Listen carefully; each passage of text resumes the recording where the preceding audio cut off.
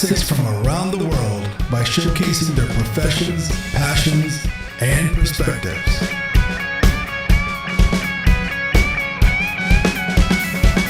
I'm your host, Mandheer Singh, aka the Nihung.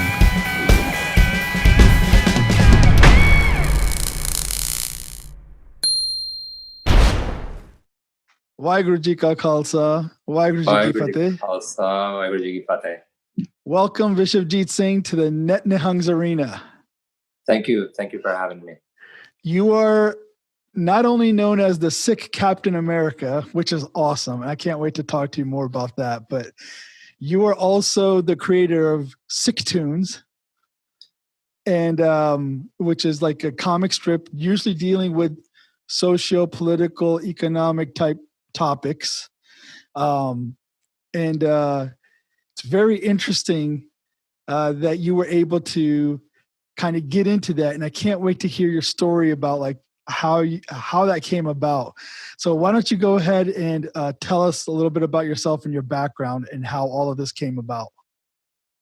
Yeah, thank you for having me again. Pleasure's mine. So basically, what's my story? And we all have interesting stories. That's what I really believe. I was born in Washington, D.C., nation's capital. My parents were living there in the suburbs. Dad was working at the Indian Embassy. I spent the first few years of my life there. Parents moved to India. I moved to India with parents. Spent most of my childhood in the capital of India, Delhi. Spent most of my summers in childhood in Punjab, because that's where all the family was, both Nanke and Dadke. And so what age was that you went back to India? So I was 4 when I went back. So very young. Yeah. Very young, and finished basically did all my primary schooling in India. Okay. Yeah. And so it's interesting, I got to sort of have a pretty sort of good grasp of sort of the sort of Sikh roots in India or in Punjab and many other places. And I'd spend my school 9 months, 8 months in Delhi, and then I would spend the summers in Punjab. Oh. And it's pivotal because I got to sort of connect to my Punjabi roots a lot more than some other folks would have if they were living mostly in Delhi. And so, grew up sort of speaking 3 languages. I went to a private school. My dad wanted to send us me and my brother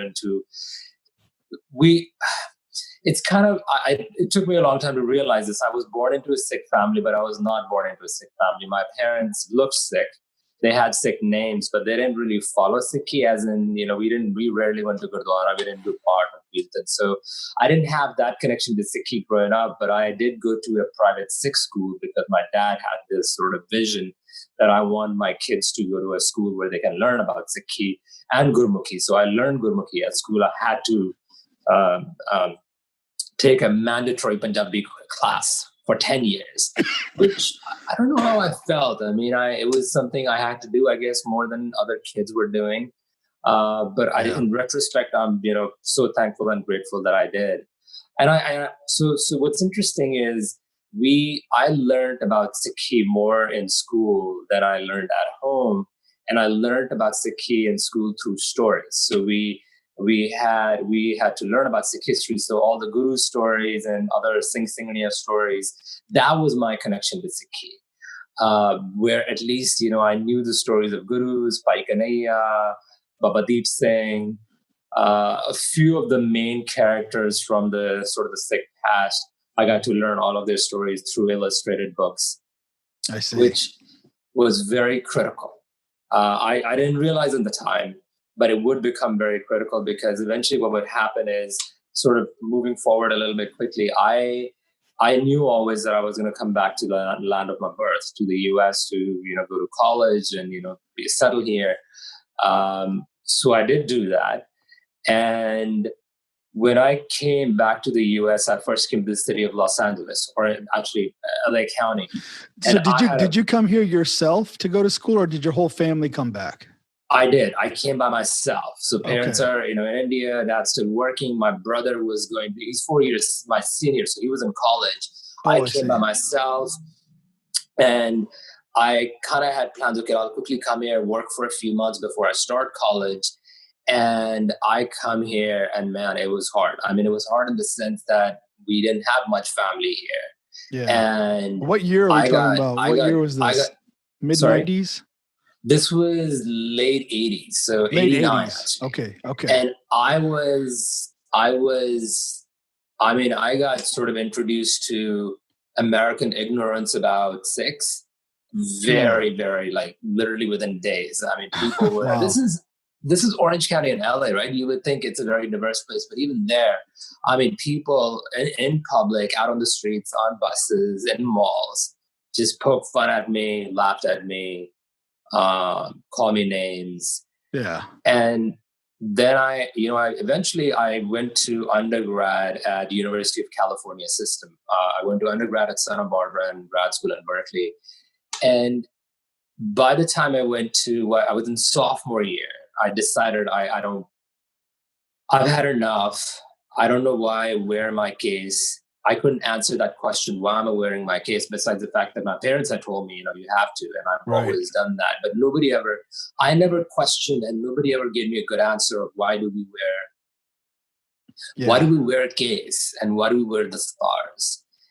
And having gone through, so, I've skipped a few things here. I lived through Churasi, and we can maybe talk about it later on, but I lived through Churasi both in June in Punjab, when the curfew happened, when the Operation Blue Star happened, and I also lived through the Kallukara in Delhi in November. Right. Wow. Okay. Had a very close sort of shave with death in Delhi, more so than in Punjab. And so I've lived through that. And in sophomore year, I'm like, okay. But that's interesting. Wait 1 second. Sorry to interrupt you, but it's interesting because you lived through that where your life was in danger and you still didn't falter from your identity, from your keeping your case. But coming to the States and the ridicule and the making fun and stuff, that had a very deep impact on you to the point where you were questioning your case. Yeah, it is. And I think a couple of things I would say to that. I was staying with my parents. I was living with my parents. I was going to school. So I was surrounded by support system, Sikh family, Sikh school. And so I had that more than other people. And I think that kept me in this cocoon where I felt like, okay, hey, this is my identity. It's under attack. Right. But this is part of my sort of community story. The other thing that also happened in childhood, which sometimes I get to talk about it, but I got bullied a lot. I'm a skinny guy. I was always skinny. And like in India, you're talking about in India, there was bullying. In India, and I'm also shy. I might not seem anymore, but it's something I've learned not to be. But I'm born as an introvert, so I'm an introvert. I'm a very shy guy and a shy kid. So I didn't learn how to articulate. Hey, I'm being bullied. Some people are calling me names, right? Kids are calling me names. Oh, I don't like this. Don't say I'm ugly, right? Don't tell me I'm an ugly kid. And I got this not only from kids, I got it from adults like uncles and aunties and others. And I just didn't know how to respond to them. And I was one of those kids who didn't get the memo, hey, you should tell your parents, you should tell somebody you trust that, hey, I'm getting bullied. And I didn't tell anyone. So that might have also just been a generational thing too, because I feel like we also, because me and my brother, my friends, we got into Sikhi after 84. We were in the United States and kind of similar to you, Sikh family, but weren't practicing Sikh really. And we also faced a lot of bullying and things like that in school, name calling, but I would never have even thought to tell my parents. I think that was just part of our generation, that there was no awareness that this is having a negative impact on your development or your psyche. I even had a teacher one time in class in 8th grade. I wasn't paying attention. He said, "Hey, towelhead, I'm talking to you." And I was like, "Oh, sorry, Mr. Clay." And I just answered the question. I didn't even think wow, what a crazy thing that a teacher just called me a towel head. It was Yeah. so, normalized. So I can understand why maybe you weren't telling your parents, because the culture, the awareness wasn't there for it. Yeah, and you're right, and maybe that's partly that, and then add that to being a shy, introverted kid Right, right. who's not standing up for himself and saying, telling people off.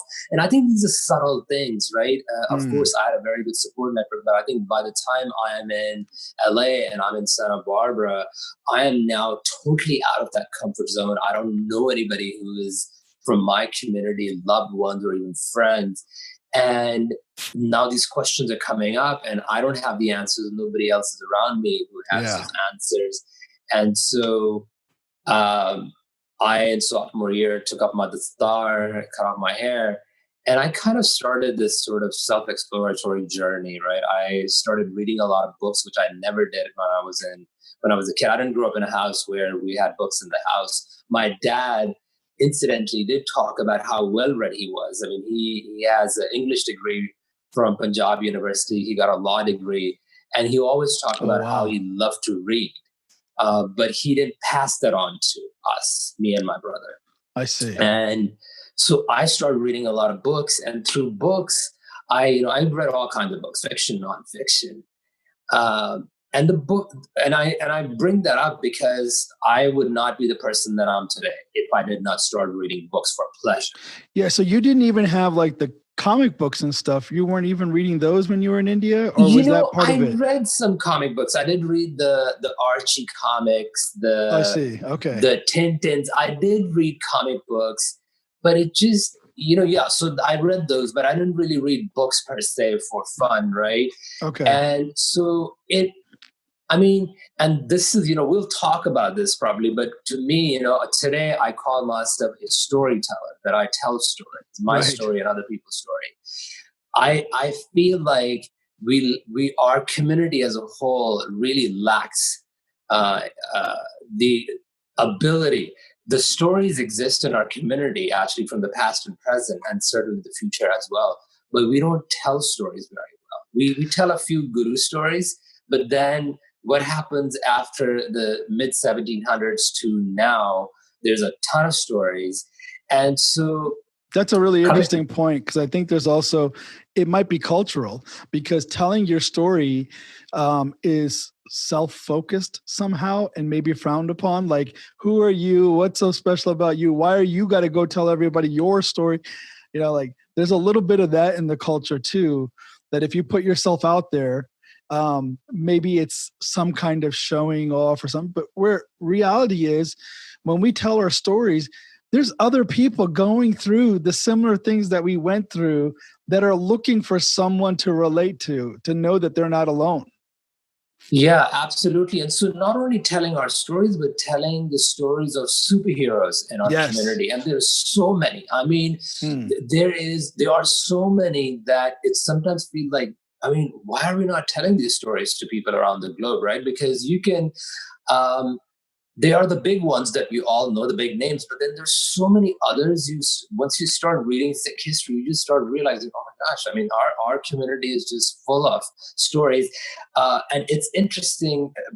Most of these stories most of the names we know are of men, but there's a lot of women's stories in our community that we get to find out once we sort of start dipping in, that we would not be, the stories of Banda Singh Bahadurs and Guru Gobind Singh and Bhai Kanhaiyas, and then you come to the modern times with Jarnail Singh or Jaswant Singh and others. All of them have complicated, fascinating stories with Singhnis who have made their amazing stories possible, right? Right. And interesting. Yeah. I get into that because as I'm reading these books, fiction, nonfiction, history, philosophy, religion, I am certainly realizing, wow, there's a lot of amazing people and worlds out there, fictional and non-fictional worlds.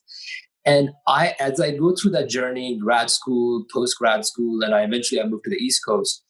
You were studying what, computer science or computer programming or something? I was pre-engineering, pre-med, decided to, because that's what I was told by culture. You got to be Right, an right. engineer or doctor. You covered all the bases, engineer and doctor. Yes. So I moved past that, and I had this benefit. I was far away from my parents, and I got to make my own sort of decisions and mistakes. Right. And I eventually did public health. I went to grad school for public health to study epidemiology and biostatistics. And interesting. I did that at Berkeley, and then kind of left that field to become a software engineer when the tech boom bubble was happened, going up. The internet boom happened, like early 2000s. Yeah. And to me, one of the most sort of life-altering experiences happened when I discovered Buddhism through books. I see. And Buddhism is very accessible through books because there's a lot of Buddhist teachers who, especially Tibetan origin Buddhist teachers who left Tibet because of geopolitical situation in Tibet and China, and they went to Europe and in the US. So if you go to a bookstore, if you search for books on religion, there's a ton of books on Buddhism, right? Right, okay. But there are almost no books you'll find on Sikhism. Right. So that's sort of, to me, I discovered Buddhism. I read a lot of different books, and there's a couple of books that had a profound impact on me. And for the first time in my life, I went into a journey of spirituality, or at least thinking, there's a lot more out there to life than just the planet Earth. And that kind of opened me to things spiritual. In grad school, I was staying with my brother, who was by that time had moved from India to the US on his own as an engineer. And he discovered Sikhi in college in India. He discovered Sikhi in Karnataka. He went to a college, a Sikh college in Karnataka. And he discovered Sikhi. So in our family, we all kind of have discovered Sikhi on our own separate journeys. Yeah, wow. So he's really into Sikhi. So when I was in grad school, he's living in the Bay Area, and I needed a place to stay for a few months. So I go to his place. Our paths cross. And we had seen each other, but we had spent time far away for quite a long time.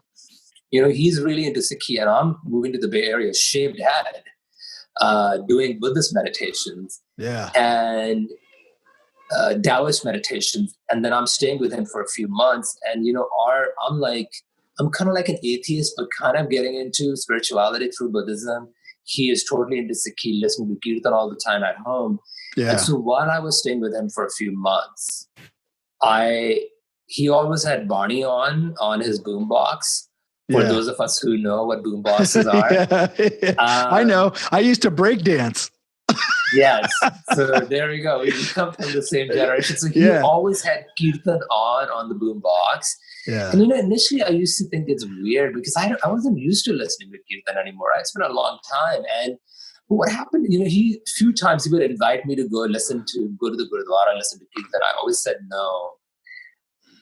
But what would happen is, I would, from his place to Berkeley, I would drive. I had a car, and eventually I kind of started, I'm like, oh, I like this Kirtan, it's kind of cool. So I started taking his cassettes, put it into my car, go to college, come back. And I fell kind of in love with this music, this Gurbani music, right? Who were you listening to? Which Kirtan were you listening to? I cannot tell you the names because it was all kinds of, my brother had made cassettes of like all different kind of Kirtanis for India, Kirtanis based in the US at the time. Yeah. And you just knew you liked it, and so you just kept listening then. Yeah, it was, certainly I had the cultural connection. I could understand a little bit because I knew Punjabi and Gurmukhi, but I did get into it, and I started listening to it besides the other musics that I was listening to. And then my brother kept asking me, and I kept saying no, but eventually, I said I remember I said, oh, sure, fine.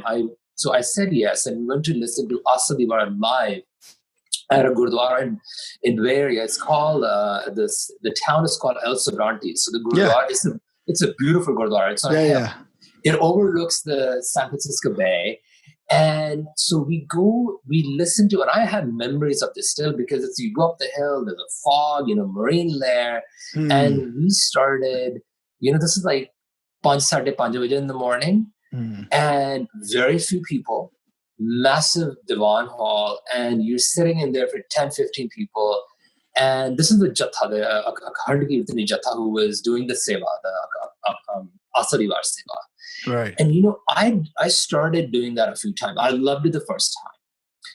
And I remember, having a shawl around me. It was kind of coldish. And I fell in love with Asadivar. And so that's how I came into Sikhi. My connection to Sikhi is through Asadivar. So for me, it's interesting too, because Asadivar, it's a var, like a ballad, and Asa is hope. Yeah. It's the superhero story. It is.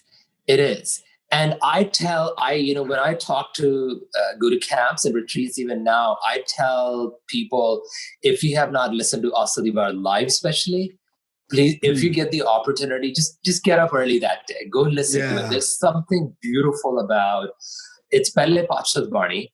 And you're right, it's a ballad, it's a conversation that Guru Sahib's having. And I, one thing I say about Guru Nanak Dev Ji is Guru Nanak Dev Ji was pretty strict. He was tough. I mean, he was not like a tender. His ballads are not tender. There's variation in different. If you listen to different Guru Sahibs and Guru Pattadi and different Santani Banis, Kabirjis or Faridjis, they have they all bring their own emotional sort of tone. There's a tone to it. Yeah, and I feel Pelle Pacha is like he was strict. I mean, he was he called it out, which is good.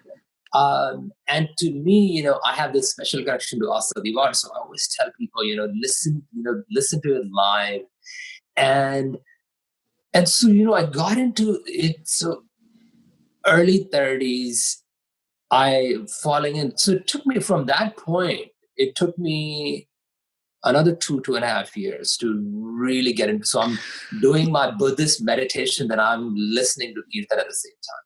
Yeah, but let me ask you though, your brother though, he didn't argue with you, he didn't push you, he was patient, or is that accurate to say he was patient and he just so he had made his peace. When I first cut my hair and I visited India from college. Yeah. I don't remember my brother ever hustling me. He was, I know he was not happy, but he never hustled. So that's interesting, ask that question. My dad did. Was very unhappy. And he wanted me to grow my hair back. But my brother, it's interesting, when I talk to my brother now, when adulthood we talk about it, he's like, I saw you as, you were still my brother, but I saw you not as my Sikh brother. You were not my Sikh brother. But the interesting thing, he never made it be known, or he never made me feel like that. So I felt my parents loved me. I felt my brother loved me still. So I felt their love. And I think if they had responded maybe the other way, I might have not come back. Yeah, wow. It's hard That's to say. Interesting. Yeah, very good. Yeah, but I think I look back, at least my memory tells me that they loved me no matter what I went through. They were not happy about it, but they loved me. Right. And I think that's critical. That judgment that you might have in your mind, don't vocalize it too much.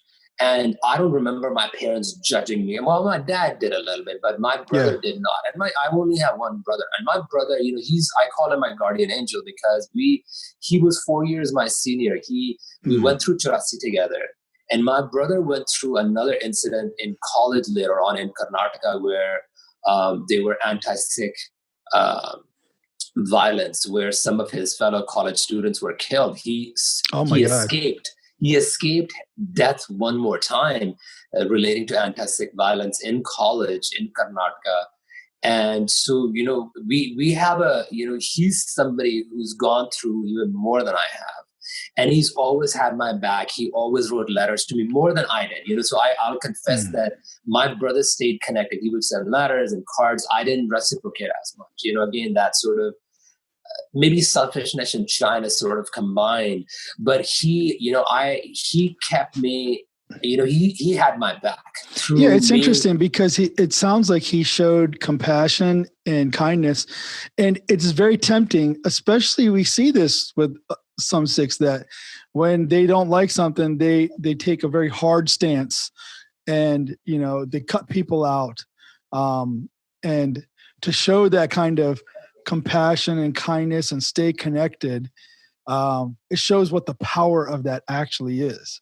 That's the real Gursikh nature. It is.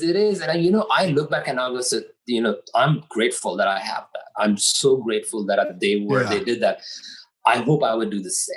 Right. Right. Okay. But I look back and I say, yes, I have my shukrana and my gratitude to the world, to life, and to my parents and my brother for being there for me.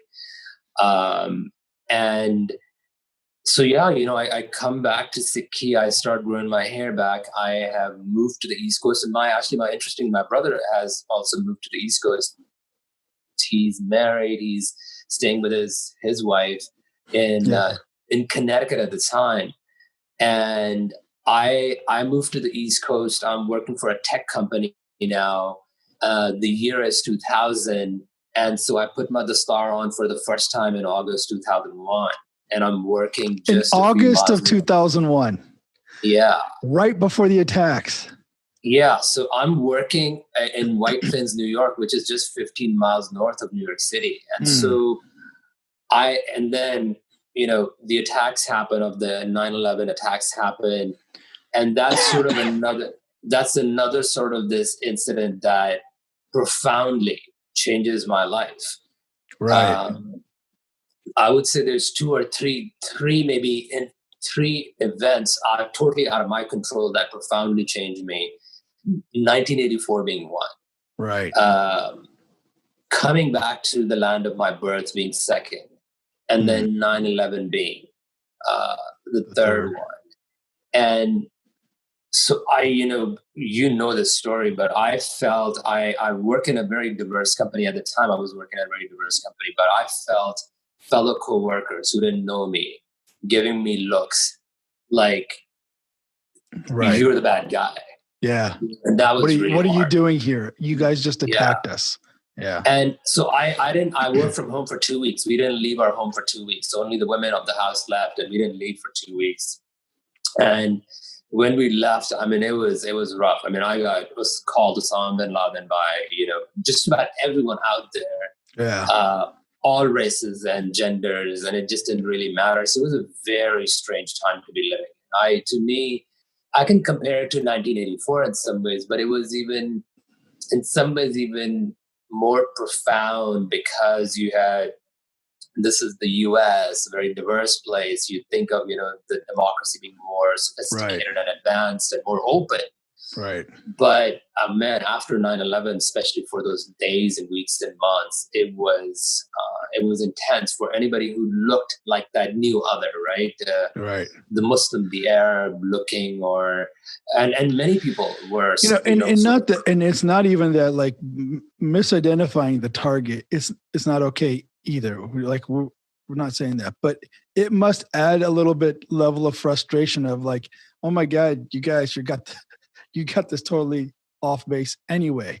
At least in 84, you were targeted because you were a Sikh. Yeah. But now you were being targeted because you looked like something else. Yeah. And there was ignorance. People are just ignorant. They just didn't know the difference. Yeah. And I that's how I registered it. Okay, people are ignorant. They're not bad people for most part. Most of these people are not racist, but they're ignorant. But that ignorance has a huge impact on, people, and ignorance combined with your implicit biases and prejudices, and of course, what's happening around you leads to violence, leads to, people feeling othered, leads to generations and generation after generation telling people, go back home or you don't belong here. Right. And even acting out that way towards Muslims is also ignorant and racist. Of course. Because you have to identify that terrorists were the terrorists. Yeah. And then you have to leave it there. And so, again, this is the beginning of me. So my storytelling journey starts after 9/11. Okay. I Yeah. saw a cartoon. So weeks after, so while all these attacks are happening, I somehow, like many people, I was watching news, I was reading news, and I saw this cartoon a few weeks after 9/11. So the hate and bias attacks have started happening. Balbir Sodhi got Right. shot and killed, and many others are getting attacked and killed. And I remember seeing this cartoon, animated cartoon, online animated cartoon in a news site. And it was titled Find the Terrorist. And it was a fast rotating image, and you had to click on a mouse to find out who the terrorist is. Okay. And you could tell there's a brown man, there's a white man, and other. So as you clicked on it, you got introduced to these people. There was a Sikh character in there, really beautifully drawn. A name, what he does. There was a Hispanic character. There was a white character. There was an Indian character, and the terrorist in this case happened to be Joey, the white guy, because he had committed a hate crime against Ahmed, a Muslim guy in America. And this cartoonist, who turned out to be a white man, he's a cartoonist based out of the Bay Area.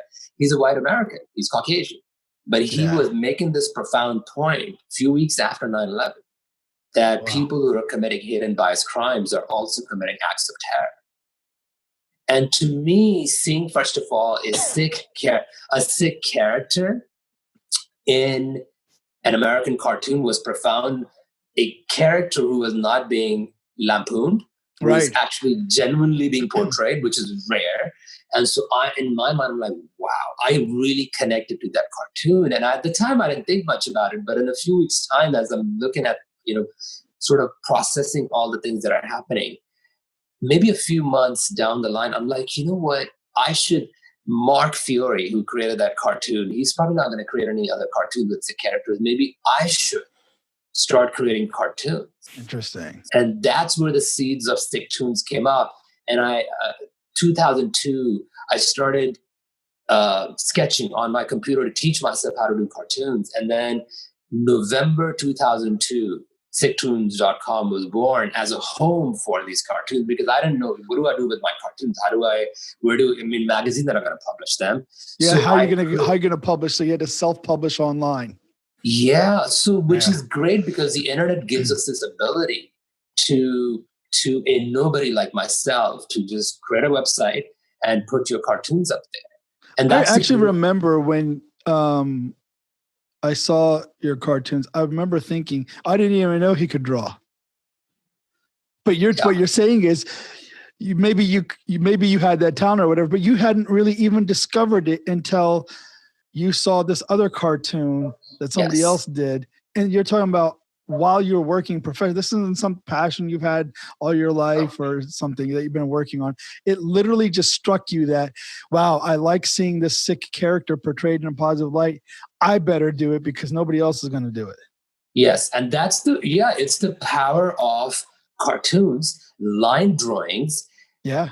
But the right connection to the story. This cartoonist is trying to capture my and your and many other people's predicaments who are being targeted in post 9/11 America.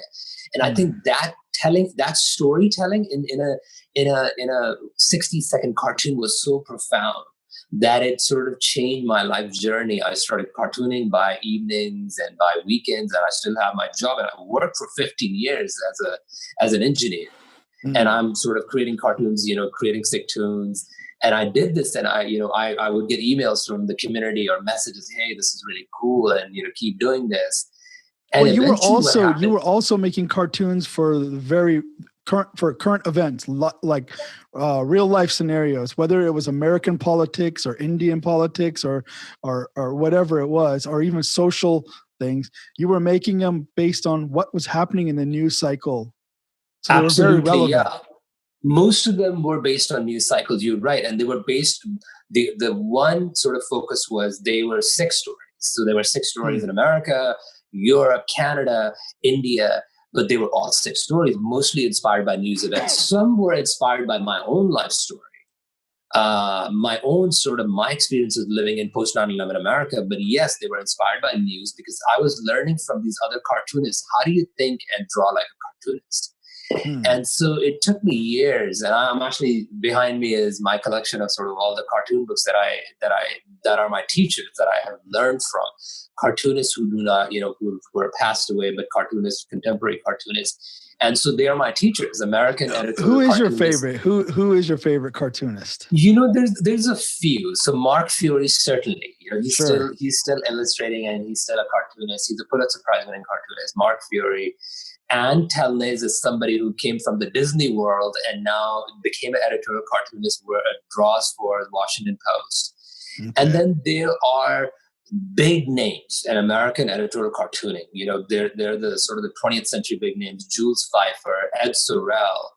And if you are a cartoonist or if you're into cartooning, you know their names. Yeah. And what is interesting is a lot of 20th century early American editorial cartoonists, they come from immigrant backgrounds. They come from Jewish backgrounds, whose families, some of their families have come from Europe. They've survived the Holocaust. And so the story of editorial cartooning and cartooning at large in America is fascinating. Most American cartoonists that we think of American cartoonists are, yes, they're American cartoonists, but they have Jewish connections. They have Holocaust connections. And I learned that over the course of the years. And it's a fascinating, another sort of side story of cartoonists. So most of superheroes that we know of, Superman, Batman, Captain America, they are mostly created by Jewish Americans. Yeah.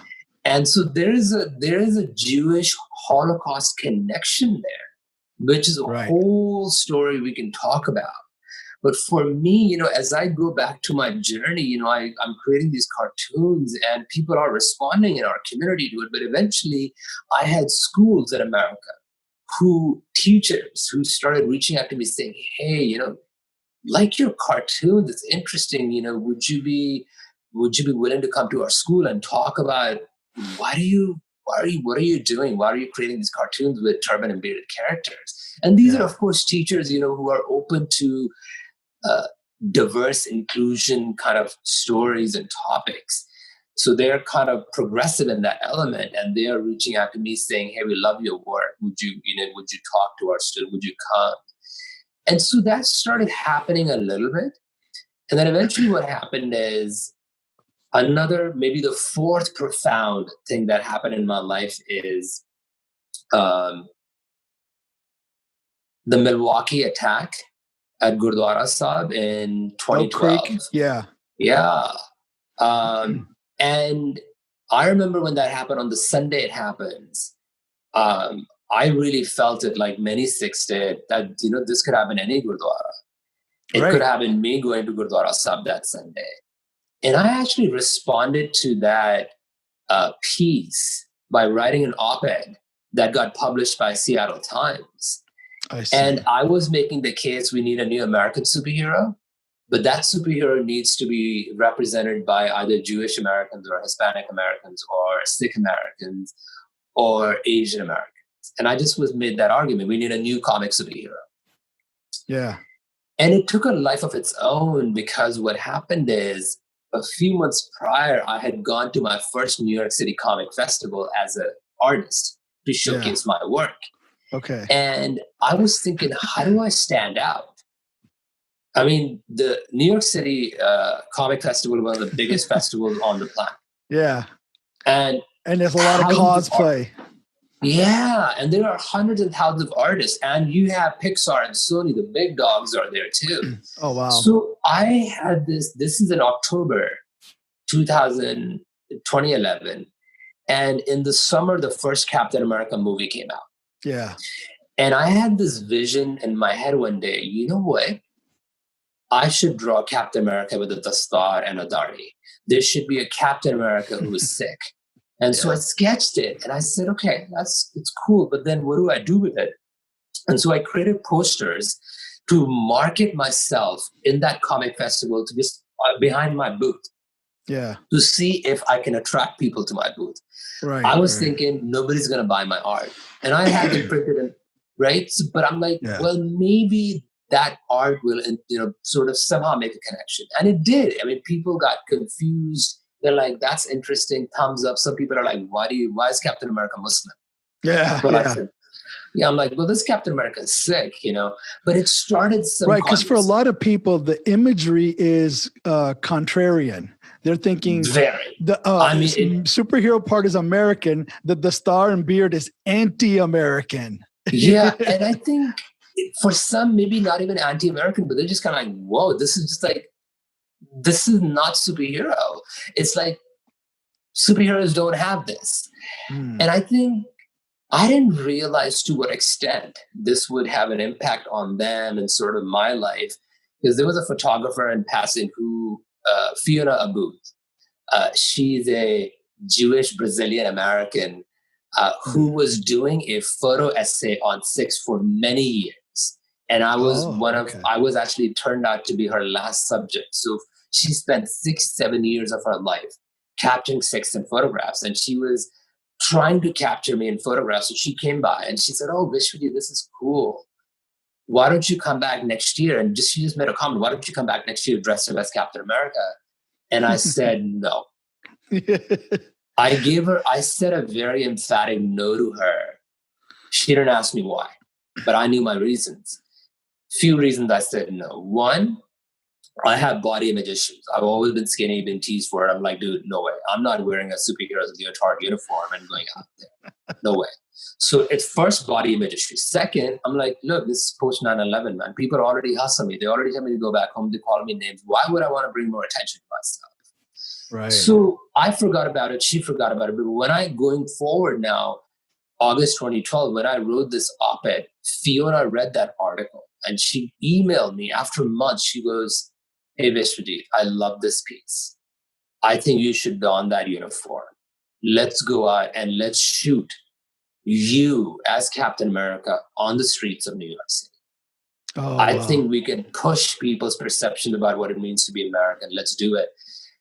And I was like, I still remember that email. I'm like, man, my brain saying no, but because Milwaukee had happened, I said, you know what? I need to get out of my own way and let's do it. So I said yes. She bought a uniform from Hong Kong, a teenager size for me, skinny me. And it took us a few months because we wanted to do it. And she wanted a sunny day, a warm day. So it turns out June 2013, we stepped out, me stepping out. She had a camera, she had a helper. And that was one of the most amazing days of my life. So I can tell you, October 31st, 1984. Yeah. 9/11.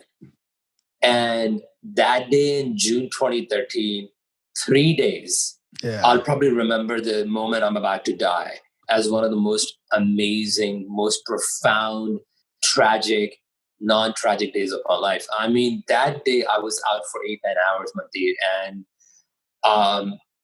it was like I was in Twilight Zone. I was in a parallel universe because people I didn't know this because I was really nervous. I was really anxious. I thought people were going to hustle me. They're not going to like what they see. It's interesting you're saying that because I watched the video. I've seen it several times over the years, but I think you made it a few years ago, maybe 5 or 6 years ago, but it was 2013. So 7 years ago is when you filmed this, but I remember seeing it many years ago. And I watched it again recently before you came on. So I wanted to kind of refresh myself. I don't get an indication of that at all. No, I don't feel like you're nervous. As a matter of fact, I'm watching it, I'm going, how did he do this? How is he so calm? How did you confront people so calmly? And then even some of your responses to when people were reacting, they were very natural. So there was no feeling at all like you had any kind of nervousness or anything. Yeah, so that video, it happened subsequently because first with a photo shoot, and what I realized is people got confused, and that confusion led people to treat me totally differently. I mean, people, when I'm in that uniform, people for most part treat me like, whoa, this is cool, or this is interesting, or hey, this guy may be very patriotic. I mean, I am treated like a celebrity when I'm in that uniform for most Wow. part. And I'll tell you, I mean, so after that photo shoot, once we published some of these photos, I got invitations from all over the place, late night comedy shows and um, companies and comic festivals and stuff. And one of the places that I went to uninvited was a Republican convention in 2016 in Cleveland, Ohio. I was there with a group of cartoonists. We were trying to capture some stories, and I just decided, you know what, I won't capture stories. I'll just dress up as Captain America, and I'll stand in front of the convention. I'm not going to go in because I don't have the pass, but I'll stand in front with a banner saying, let's kick some ass with compassion. And I had a couple of other banners, and I stood in front of the convention. And what's fascinating is almost nobody, a few people, almost nobody hustled me. People did get confused. They took photos of me with me. And a lot of police officers. Over the years, I found police officers, they love it. So they took photos with me or off me for their kiddos. Yeah. And so I realized there is something happening when it comes to story of Captain America. Captain America is not real. Kids know this. When I go to schools, I go to schools a lot. Kids know Captain America is not real. But the story of Captain America is real and it's powerful. We Americans take Captain America quite seriously. And I get to live that power because when I'm in that uniform, it's like a totally different. Yeah, I mean, just to kind of reiterate for people maybe who aren't that familiar, most people are, but the story of Captain America is that there is a small, skinny guy who wants to defend his country, go to was it World War II? He wanted to go fight for the Americans against the Nazis, against hate, against this intolerance, but they keep rejecting him because he's too small, he's too skinny. And he ends up getting on some kind of super serum. There's some kind of experiment that they're doing. He gets the super serum and becomes very strong and very powerful. And then he dons this patriotic uniform so he can lead the troops with this American ideology against the Nazis, against that hate. Yeah, so that's a very critical background. So 1941 is when Captain America gets created by Jack Kirby, illustrated, and the comics come out. And those comics, there's been many series of the comics. Eventually, they get turned into this whole movie series since 2011 that we've been watching. And so that story is pretty big in the American imagination. Non-Americans respond to it very differently, but Americans respond to it very differently. And I got to sort of live that fictional story. And I just realized, wow, stories are powerful. Yeah. And they can have a very good, a positive impact, but also a negative impact. Okay. So explain, like when you say they could have a negative impact, in what sense? So I'll give you a great example. So I go, so as my life sort of gets changed again with the whole Milwaukee thing and me donning the uniform, I started getting even more invitations from schools. So I started traveling. While I had my job, I started traveling across the U.S., going to schools, elementary, middle, high schools, telling people are inviting me, principals and teachers, hey, tell your story, share your cartoons. So I started doing that. Yeah. And I tell my story. I use my cartoons in schools, predominantly, and most of these kids have no idea who Sikhs are. So I go in as a stranger, tell my story, use cartoons, Sikh tunes to tell that story. And I tell these kiddos and the teachers, one of the most profound story ever told in human history is the story of race, the story of Black and white people. It's not a nonfiction. It's not a truth. It is a man-made fiction. It's just somebody just made it up and said white is good, Black is bad. They created a sophisticated story behind it. And America, well, it started in Europe, brought here, and we got to start living that story. And it's one of the greatest stories ever told, but of course from a negative perspective, because it led to the killing and enslavement of millions of people. But it's a story. And it's a story today that's still leading to the killing of many Black people on the streets of America by cops and others. the discrimination that Black people face in America nobody else faces that kind of discrimination because it's ingrained in our DNA. I have anti-Black prejudice that I grew up for sure. I mean, this is the thing that I think a lot of people miss is Black people are in America are subjected to racism or biases from every other race. Yes. Because all the other immigrants that come here, they are looking to assimilate into that. It's not in a negative way, but that white American culture.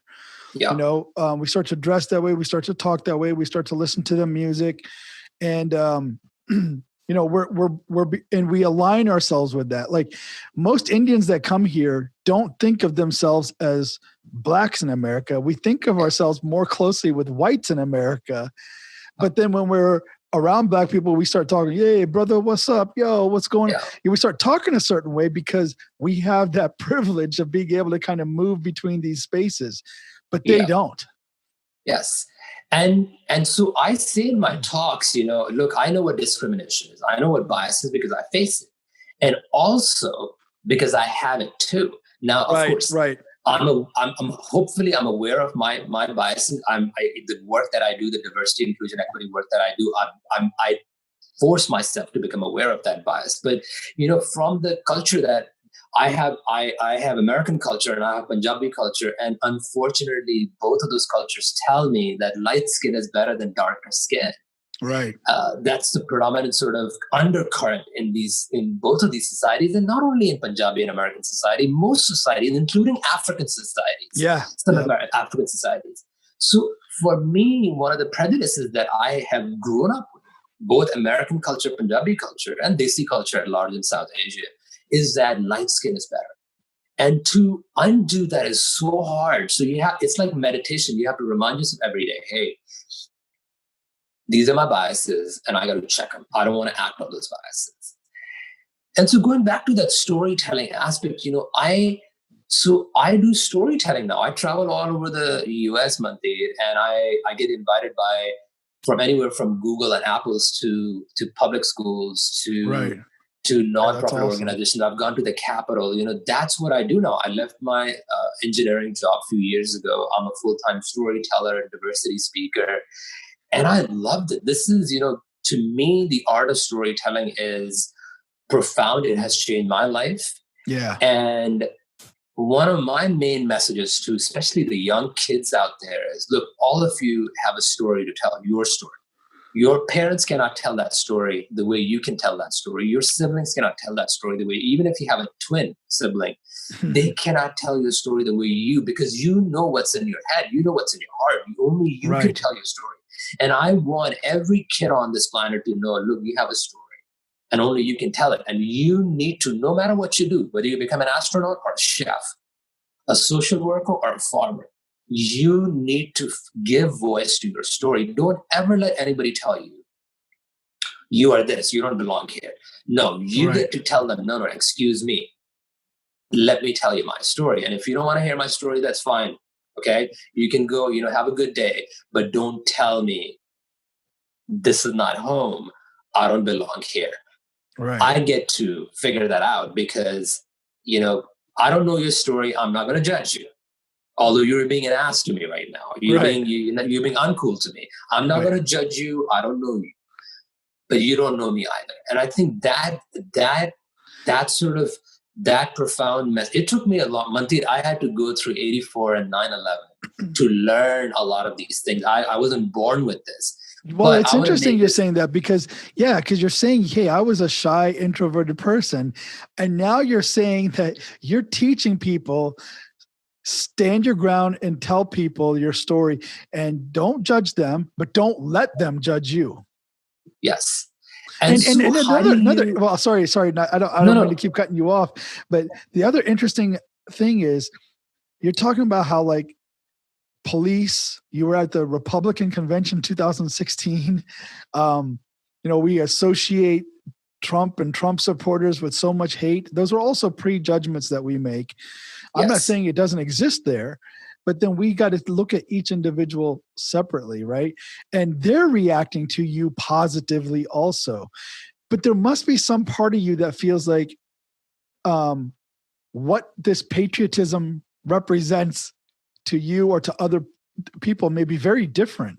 And there may be some of that difficulty of, am I perpetuating a false patriotism, or am I perpetuating the negative things that came with America? Like, you know, we hear about colonialism and imperialism and the slavery and the genocide of the natives. And I mean, but it's interesting that you're able to touch these different people for different perspectives, but they're all seeing something positive in that.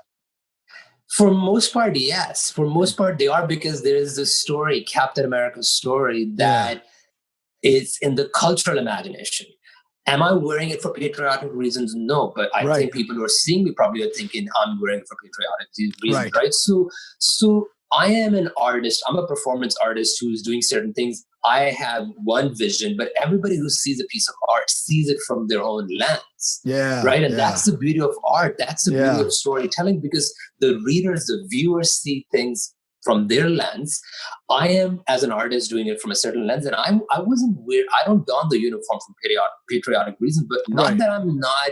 I don't feel like, hey, I'm an American, and there's a lot of good aspects to America, but I'm also aware America also has very dark parts of its story. So if you look at the story of America, the colonization, the killing of natives, the enslavement of Black people, and even today the treatment of Black people and many other communities, it's shameful. It's a dark chapter, but at the same time, you know, stories are complicated. We can be extremely prejudiced towards some people and also do some really great things at the same time.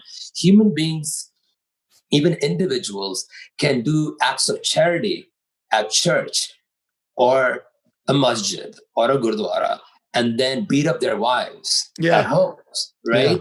It's so that's another message I have for young people and even others is, we are complicated creatures. Humans, our societies and cities and cultures, there are good aspects, and good and bad can exist. And Guru Sahib tells, you know, you talk about connecting this to Guru Granth Sahib and our Guru's message.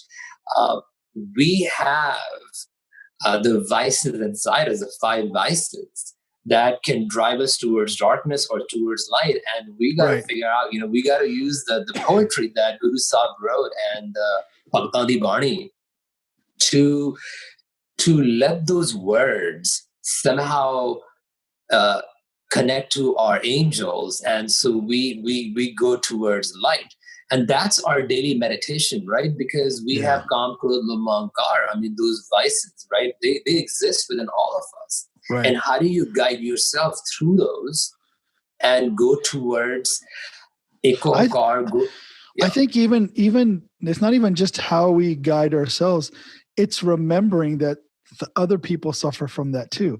So when we look at people that we say, how could that person have so much hate and kill those people? Or how can that person get on that stage and say those bad things knowing that people are going to get hurt? Remember that they are also suffering from Kam, Krodh, Lobh, Ahankar. And and when you recognize that other people are suffering at varying degrees, we're all at different degrees of different things. I think it gives you a different perspective, because now you understand that if I am going to talk to this person and convince them, their guard has to come down. And that's what your Captain America suit does. It brings people's guard down.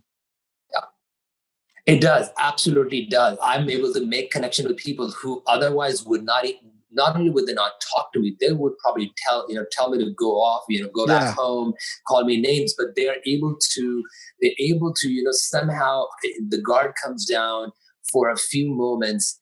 They're like, whoa, wait a minute. And that connection can happen. And you're right that we have, Sikhi, what is really fascinating, one of my heroes, my lifetime childhood heroes is Bhai Kanhaiya, right? And Bhai Kanhaiya's story is amazing because Bhai Kanhaiya's story is about this thing in Dasam Paatshah's time, Guru Gobind Singh's time, who is this famous sort of story of him giving water, healing touch to the enemy at the time who was fighting Guru Sahib's forces. And he the things in Guru Sahib's army complained. Guru Sahib Paikaniya is giving water and Right. healing touch to the army, to the Right. enemy.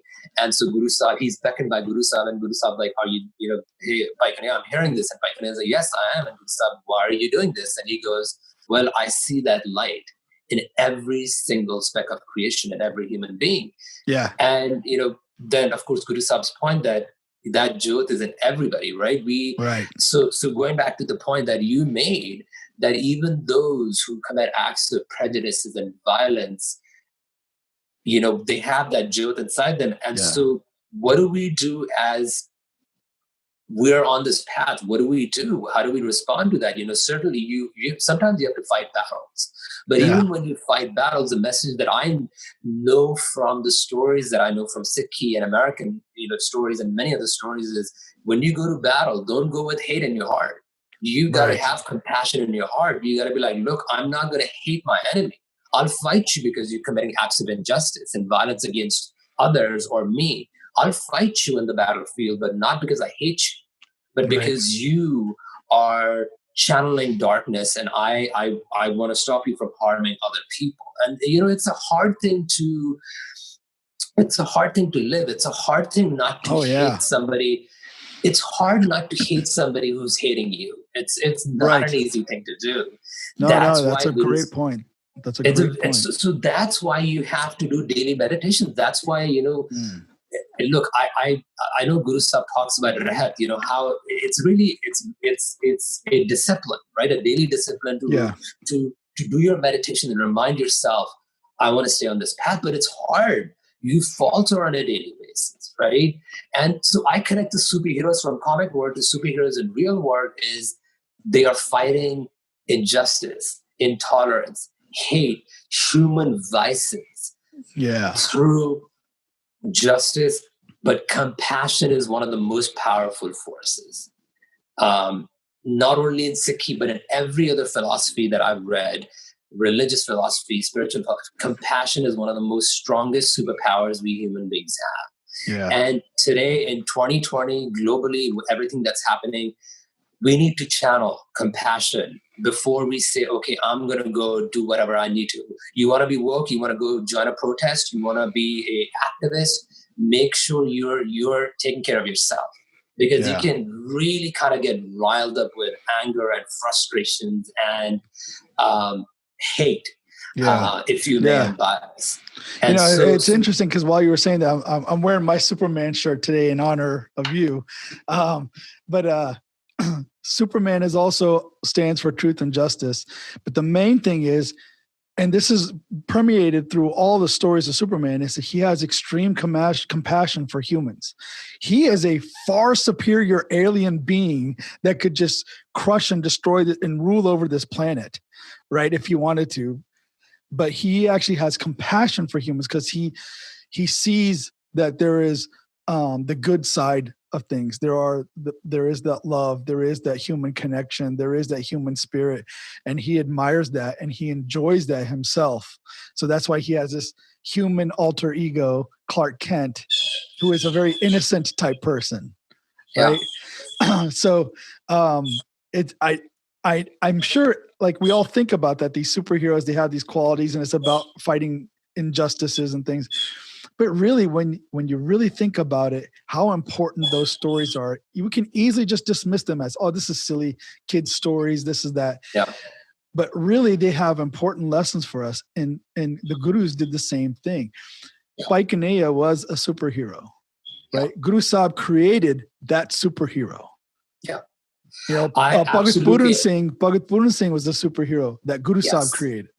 Right? Yeah, absolutely. And I think there are many in our community. I mean, today, so, bringing it back to our community today, I mean, they are, there's superheroes who exist all over the place in all communities. Some, it's hard to tell because they're trying to, they don't hoot their horns, they do what they need to do.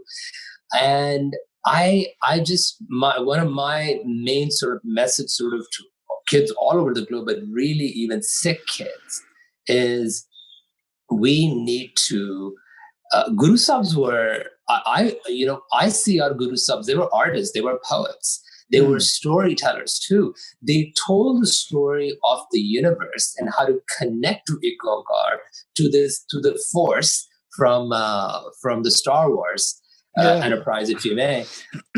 How do you connect to that? And Guru Sahib did that through poetry and also through metaphors and stories. Yeah. And we now listen to Guru Sahib stories and other Singh Singh stories. It's sort of using stories as a tool to connect to our sort of better angels. And I think we today, as a community, don't do a very good job of telling our stories, not only from the past, but even from the present. That we need to become, some of us will become full-time storytellers. Some are going to become fiction writers, non-fiction writers, professors, and we should support that. We need engineers, we need doctors, we need astronauts, we need economists, political scientists. But I think more than anybody else, and this is maybe my bias, Mandheer, but I'm going to say this: we need storytellers more than we need anybody else. Because you're pioneering the way. You're definitely blazing a path for other people to follow, because I think the jump you made from giving up your job to do this full time is something that most of us would be scared to do. You know? Yeah, and I was too. And I have to say, I have to give shout out to my Singhni, who was my support. And again, I bring it back to, we see a lot of male Sikh stories with the stars and dardies, but behind every amazing Sikh male story is an amazing woman. Absolutely. Maybe multiple women. So I want to give a shout out to Sikh women from the past and present whose stories we as a community have failed to tell. And my wife reminds me a lot of times, Vishavjit, I love your art, but your art is mostly male-centric. Most of your Sikh cartoons do not have Sikh women in them. And it's true. I don't even think about it. But well, now I do. No, but you know what? The thing is, it's I understand that criticism, and I'm having the same difficulty actually with this podcast. I made a list of 80 people that I thought I want to invite on here. And when I was done with my list, 60 were men and 20 were women. And so I sat here trying to go through Facebook profiles. I even talked to my wife. I tried to adjust that number a little bit, try to get it to even out a little bit more. But one of the difficulties I'm running into is getting Sikh women to want to step up and do this. Sikh men, it's so easy because I don't know if you could say culturally they've been groomed for it, whatever it is, but there's still this barrier that it's not even that. I have people on my list that I was like, I would love to invite them, but I know they're not going to do it. I know they're not going to say it. So I'll ask anyway, but I know that because their personality is like that. But I'm going to push you that with our women. I will push you a little on it. I think, yes, there's an implicit bias in our communities. Yeah. Predominantly all communities, more majority communities, an implicit bias against women.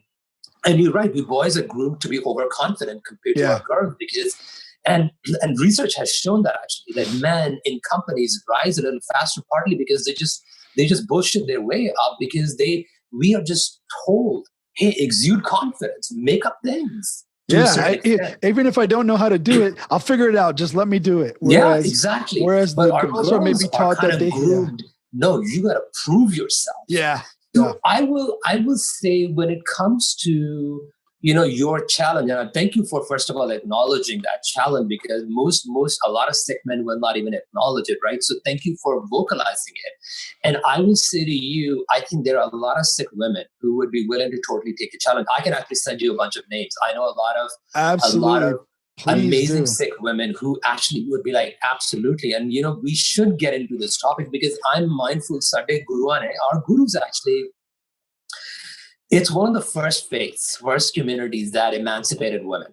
That's an amazing story in itself that we don't get to tell very well. But the thing is also, we men will sound hypocritical telling that story, because today, for most part, the Sikh community is not living up to the principles of what Guru Sahib taught us, which is you treat your women equally, right? We don't raise I know my wife was not raised as sons. Right. And so we have to do better. And so the challenge that Mandheer you have is, and you have to say to yourself, if you have that list of 80, there have to be 40 women in there. Yeah. And so Yeah. you have to go find them. And it's not only that women will say, I think there are women who will do it. The challenge that we have all, and my challenge too is in my heart is, and I take it up, and my wife is a reminder to me every day. No, they exist. I have to go out there and I have to find women. And there are a lot of amazing, strong women. So I think that maybe that's one of the final sort of big messages, and I feel that we should end on is you and me without the stars and Nardis, we're talking about this. I think I know I can say this for myself. I would not be able to do what I do. One is I have my wife's support, I have my parents' support, still my brother, but there's two women who taught me. So I rarely talk about this, Mandheer, and so it's coming out right now. It's a very rare thing. My dad is a very dominating man. He is somebody who looms large in my family. He has been amazing. He loves me a lot. He made a lot of powerful decisions in my life to where I'm today. Yeah. My dad has a law degree. My mom did not even graduate from high school. And she is a very kind of, in some ways, because of my dominating father, I don't have a friendly kind of relationship with my parents. I didn't really talk much with my mom more than mama can't eat food. She took care of us, but my mom kind of in my dad's shadow is just somebody who never flowered as much. But what I learned, my mom used to, I don't remember this, she never told us this, but she would just feed poor people. She would just give money and food and clothes. And me and my brother have talked about this in adulthood, that we learned from our mother, who didn't finish high school, but she taught us compassion towards underprivileged people. Yeah. Without telling us, hey, she never said, oh, Vishavjit, go jaake khana de. She just did it herself. And then we kind of picked up that notion that, hey, what we learned from our mother is compassion for those who have less than you. Yeah. And to me, that profound lesson stays to this day. And That's then my awesome. wife, who happens to be an architect, an amazing, strong woman, they are my bulwarks of sort of my foundation that, hey, I wouldn't be able to do what I do if it weren't for my mother and my wife. Yeah. And what's your wife's name? Sorry? What is your wife's name? My wife's name is Satpal, which means, we joke about it because that means somebody who abides by the truth. And I'm like, what? And she is she is her name. Yeah. She is somebody she is a harsh critic. When I create art, like she'll be like the first editor, and she'll tear apart my art. Well, I don't like this. I think all of our wives are our harshest critics, which is good. It pushes you. Absolutely. They make us better versions of ourselves, and that is good to have that. But I think our challenge now in turn is, how do we highlight, how do we get them to the forefront, and how do we sort of move past the implicit bias we have towards gender bias? It's absolutely true. Yeah, I know. I was saying it's absolutely true.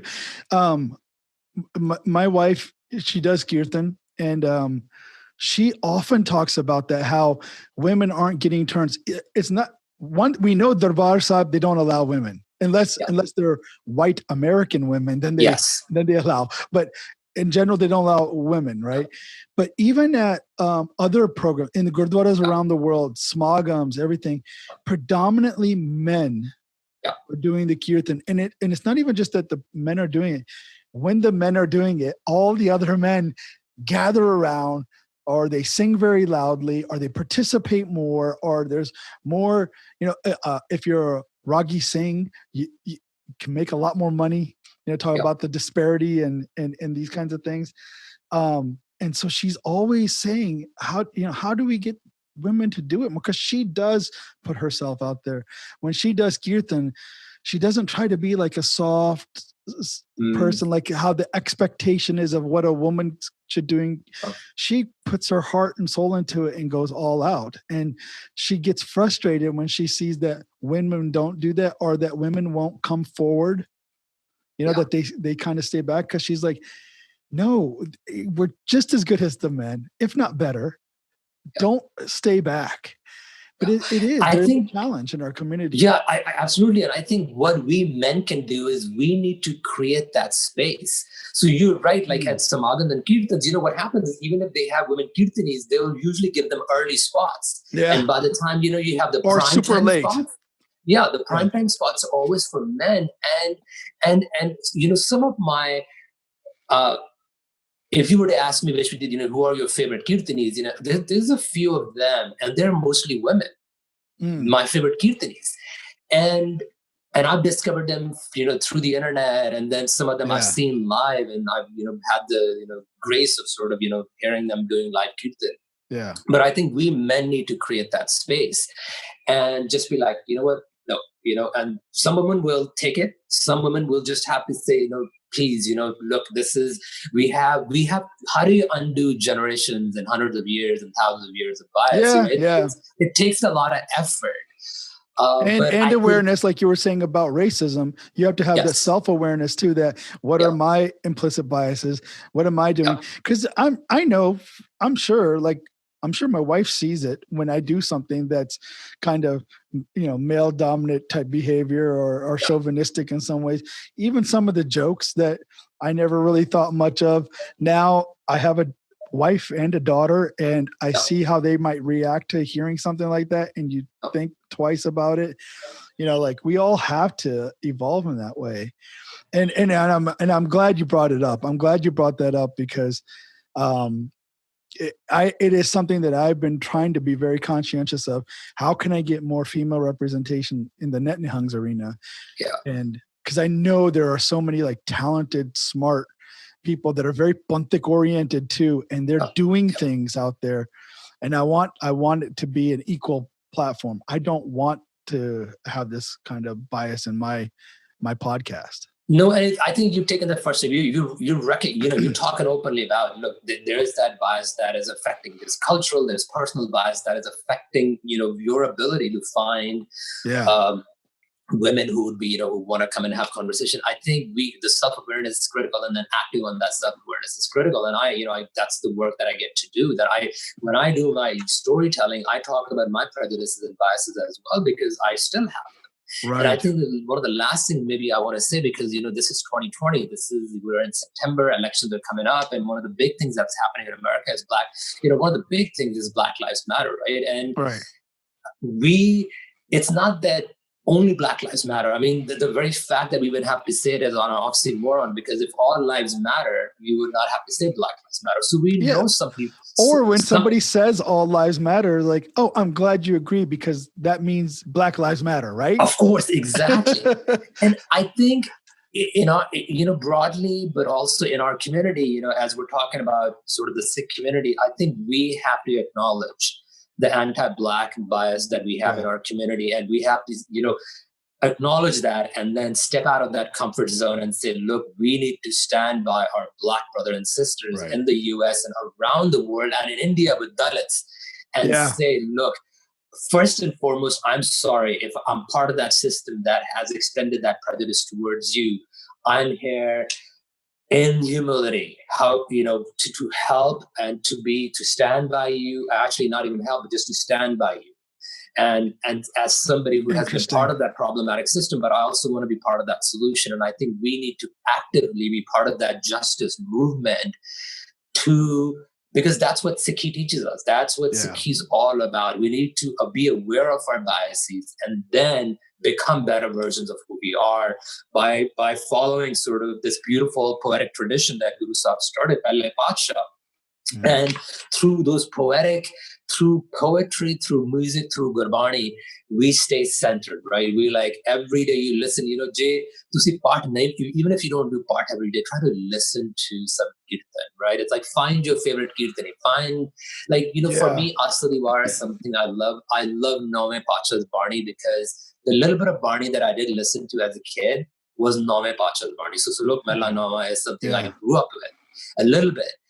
And it's, I think that's critical. And then I sat here intentionally in front of my library. I would not be the person I'm today, Mandheer. I might not be even sitting in front of you if I did not fall in love with books. I think every Sikh household should have a library in it. Whether you love books or not, because you never know how you might fall into love with books. Your kids might stumble upon them. Your siblings, Right. your parents might stumble upon them. Every Sikh household should have a library in it. With Punjabi Kitaba, with English, and whatever other language you like, have libraries. These are stories. Yeah. And No, through that's them, great we can, advice. That's great yeah, advice. through these books, I learned the skill of storytelling through books. Mm. And so none of us are necessarily born with that skill. So read books and start telling your stories. Yeah. No, that's a great advice. And I know I've taken up a lot of your time this morning already, but I really appreciate you coming on and telling your story. And hopefully since it'll inspire other people to come forward and start telling their stories. And I mean, I know we've only met a few times in person, like at retreat or whatever, but whatever it was, there was like an immediate connection. And, you know, I always felt that every time I saw you, I always felt proud that, hey, I know that guy. He's my friend, you know, and I share your videos or I've told people about you like outside of Sikh community at work and stuff. And I think that the things you're doing are changing people's thinking. And that was the one thing Guru Sahib did, is he changed people's manmat to gurmat. And that's the most difficult thing to do, is to change someone's thinking. And similarly, Guru Sahib uses a first person perspective of, I am without bhakti, I need to connect with Vaheguru. I am distracted by my evils. And similarly, you are also going to people and saying, hey, look, I have these biases, but here's how I'm overcoming them. That style, that method is the Guru's method. And I think that's why when we see Gursikhs that model themselves after the Gurus, and their job is to spread the truth and change people's minds to that truth, to bring that onkar, that feeling of oneness with all of us.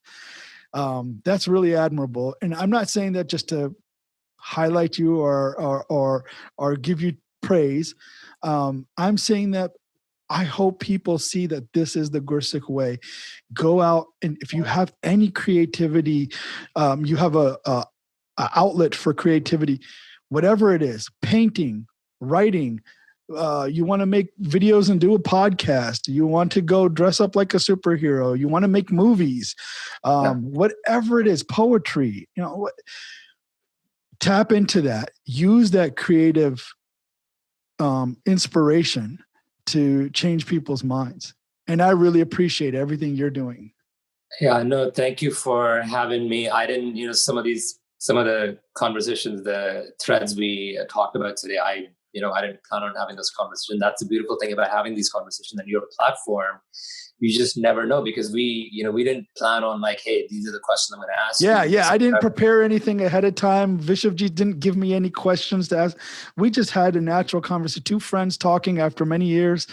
Yeah. And it was a great conversation. I really enjoyed it. Yeah. I mean, I really, we met, I think, in the early 2000s with the retreats happening after 9/11. And some of the profound experiences that I've had were in those retreats and in the Sangat, which is, so important. And having friendships and Sangat and people around you who are your support network is critical. And I know that's, how we connected. And I know our paths have sort of, I know what you've been doing as well, Mandheer, through social media. So we've had that connection. But it's good to have this conversation. For me, you made some connections that I didn't make, when you were just saying that our Guru Sahibs were actually sort of, it is amazing sometimes when I read Barney, Guru Sahib calls themselves Nimarne. Right. And I'm just kind of going like, really? I mean, like, if you're Nimarne, then what am I? I mean, it's like... Guru Nanak Dev Ji calls himself Bhagatheen, that he has no bhakti. Yeah. That Guru Nanak, would we ever say about Guru Nanak Dev Ji that he has no... Right? And to think how that... Now, when you recite it, it goes back to what you're saying every day, your nitnem, your simran, or whatever you're doing, meditations, listening to kirtan. It's a reset. It's a reset to the right mindset. Yeah. And then you start your day. Yeah, absolutely. And I think that's why, when they say Rahat, Guru Sahib ne Rahat kahi hai, Mm, Sikhan wala maine Rahat pyari hai, right? Guru Gobind Singh, a mm, famous line, yeah. Sikh pyara nahi Rahat. It's the Yeah, discipline. uh, Raat pyari mujhko, Sikh pyara nahi. Yeah. Right. And Yeah. the key message there is, look, it's the discipline that'll keep you on that path. Because you can be on the path one day and you can go off that path, you can be off the path and come on the path. And what keeps you there is the Absolutely. discipline. This is, you look at anything in life, any successful person will tell you there's some level of discipline they're following, right? So Yeah. that growth mindset that we hear about a lot of times these days in corporate culture. Yes. Yeah. There are disciplines that successful absolutely. people follow. And Guru Sahib has already given us that. Professional So, athletes, CEOs of yeah, corporations, all of these top high performers follow very, very strict disciplines in yeah, order to achieve the things they love. yeah. And Guru Sahib has given us a rahat, which is the ultimate goal is to merge with that universal energy that we all one day have to. So you can either take the long road or the short road. Right. And so Guru Sahib saying, look, you have this beautiful human life. You're conscious. You have consciousness that nobody else has as a species. So spend some time with poetry. And I'm saying this, and I fall through with my head too. That there are days when I get busy and I don't do my meditation. But it's a reminder. This conversation is a reminder that Vishwajit, that discipline needs to come in. And I think the Guru Sahib has given us a template and example. The life story of every single guru and many who have followed them. Our community is full of stories. We just need to start telling them. And I hope there are somebody listening in to your podcast who's going to be a future storyteller and bring us books and stories that'll influence many more lives. So it's a story connection. It's a circle, and we got to just keep telling stories. And hopefully, I've been inspired by people from the past and present. And we are all connected that way. We're all connected. I would not be who I am without the many stories, real, fictional, past, present. And I think that's the critical thing. We Sikhs need to sort of just start figuring out ways of telling stories and writing stories. Yeah. And I think for me, with you, the main reason I wanted you on, the main reason I want to talk to you is because you did all of this with your Gursikh Swaroop. And it's Gurmat based. And I think that also people need to hear. Just because you have a Gursikh Swaroop doesn't mean you can't be Superman or Captain America or whatever, a police officer or a president of the United States. That all of this stuff is possible. And as long as you center yourself in that Gurmat based thinking. Yeah, you don't hold yourself based on the stereotypical prejudicial vision that people have at large, and even Sikhs have of themselves that, I can't do this, right? Yeah. We have internalized that predominant cultural image. And Guru Sahib liberated us. They're like, Guru Sahib, the final thing I might want to say this is, we hear about Panj Pyaras all the time. And I didn't make this connection until a few years ago. Somebody, a young Sikh from the UK was sort of telling this story about Panj Pyares, that Panj Pyares came from 5 different parts of India at the time, Indian subcontinent. India was not India, the Indian subcontinent. They spoke 5 radically different languages.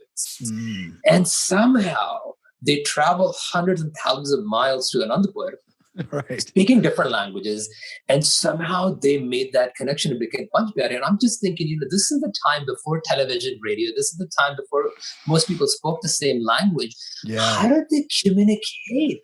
How did somebody speaking, coming from Karnataka and Orissa and Lahore and Punjab, how did they just basic level communicate, let alone become Panj Pyare?